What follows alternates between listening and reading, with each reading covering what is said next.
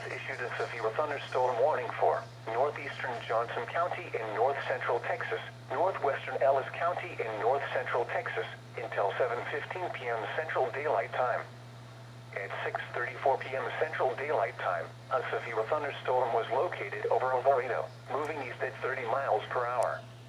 Hazard, quarter-size hail. Source, trained weather spotters. Impact, damage to vehicles is possible. This severe thunderstorm will be near Venus around 6:45 p.m. Central Daylight Time. Midlothian around 7:05 p.m. Central Daylight Time.